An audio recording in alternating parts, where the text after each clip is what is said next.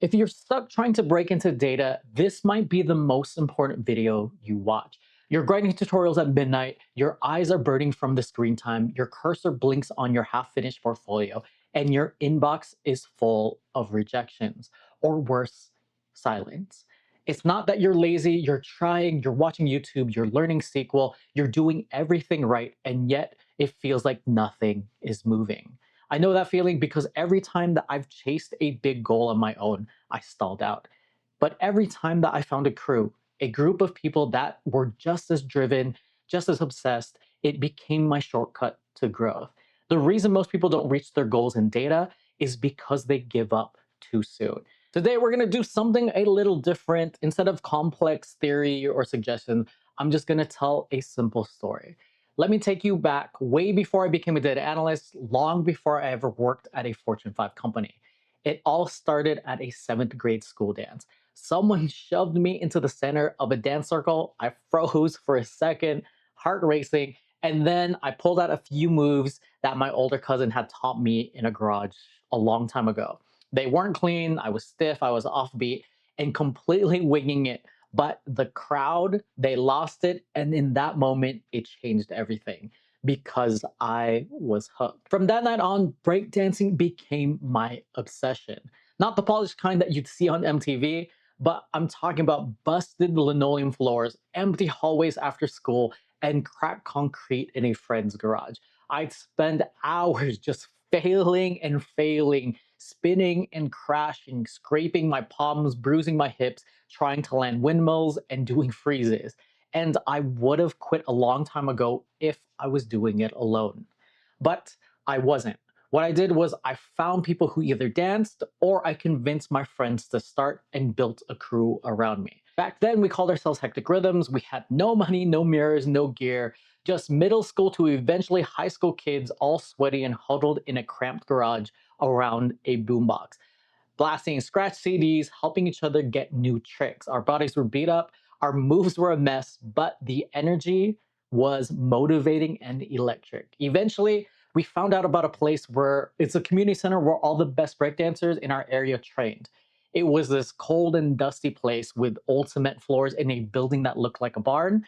And we didn't know if we were good enough to be there, but we went anyways. And that experience changed everything. Watching elite dancers in person, the precision, the confidence, and how they commanded the floor was like being dropped into a different universe.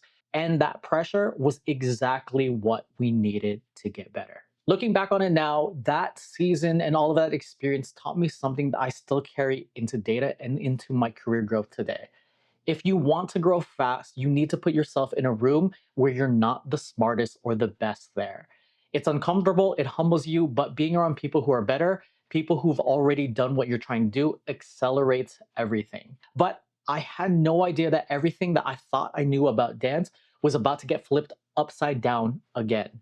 And this happened when I attended a Filipino convention my senior year of high school. So we were at a Filipino convention, and in between the cultural workshops and the performances, a college dance team took the stage. No dramatic lights, no special effects, just pure hip hop dancing.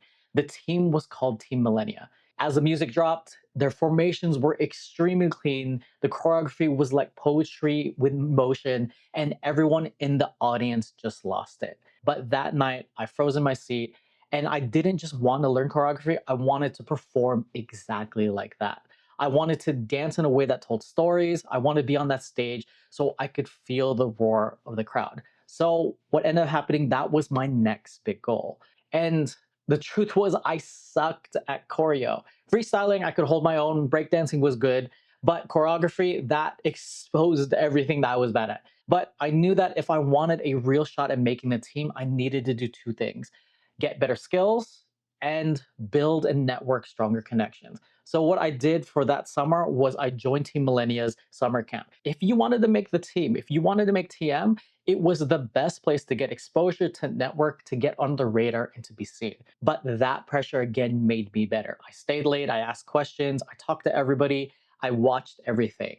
When audition came, I gave it everything that I had. I walked into that room with hope, and then I walked out with a heavy heart because I didn't make it.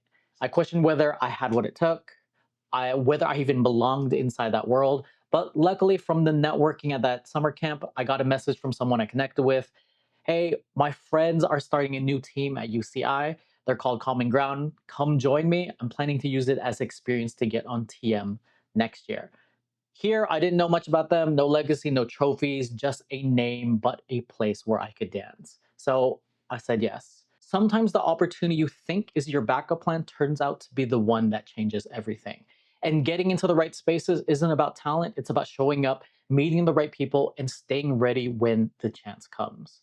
At first, Common Ground wasn't as polished, was far from structured, was disorganized, but we trained in college classrooms, pushing the desk aside to make space, no mirrors, dusty floors, and in classrooms that we snuck into, just a speaker, some music, but a group of people who really wanted to dance. It wasn't serious at first. We loved just being around each other, and slowly the energy shifted. We weren't just dancing anymore, we were starting to build something. We started practice till 2 and 3 in the morning. Then we showed up to our 8 a.m. classes, running on coffee and adrenaline. Our bodies hurt, but we kept going. And we all had the same goal. We dreamed of dancing and performing on the biggest stages: vibe, fusion, body rock. But secretly, most of us thought we were going to use CG as a stepping stone to audition for bigger teams until one night. After a late night rehearsal, I was outside catching my breath with one of my teammates, where both of us had failed the TM audition earlier. And one of the things I'll never forget is we had this conversation. What if we didn't leave? What if we stay on CG and help it become one of the top teams? Imagine where we'll be in a few years.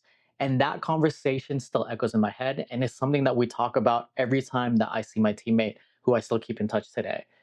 We pushed through the exhaustion, we refined every moment, and eventually it paid off.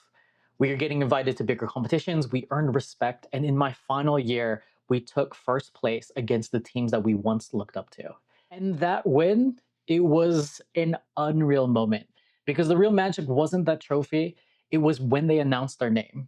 I remember sprinting up to the stage, and besides me, teammates crying, hugging, screaming, jumping up and down, and the whole crowd stood up and cheered, with our alumni there to congratulate us when we came streaming back into the back room, cheering, some more tears, crying, jumping up and down, because all our hard work had paid off.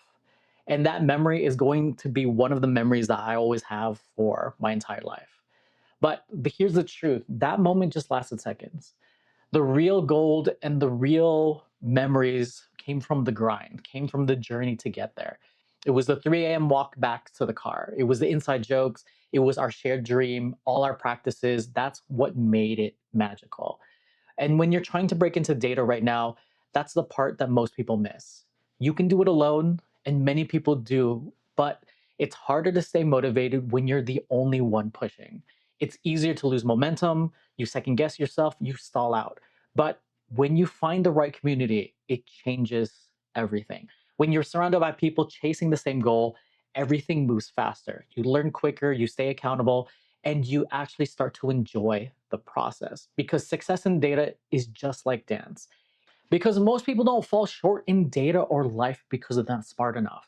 They fall short because they get tired, they hit a wall, and they try to keep going it alone, and then they stop.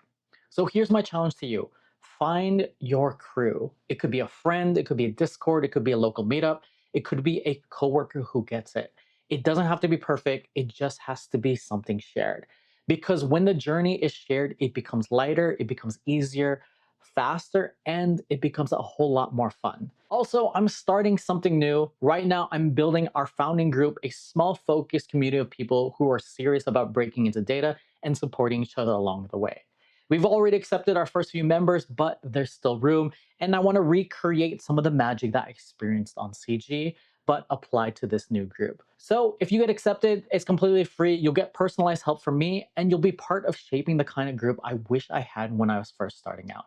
If that sounds like something you want to be part of, there's an application link in the description below. Click that. And I hope to see you inside. And until next time, query responsibly, and I'll see you in the next video.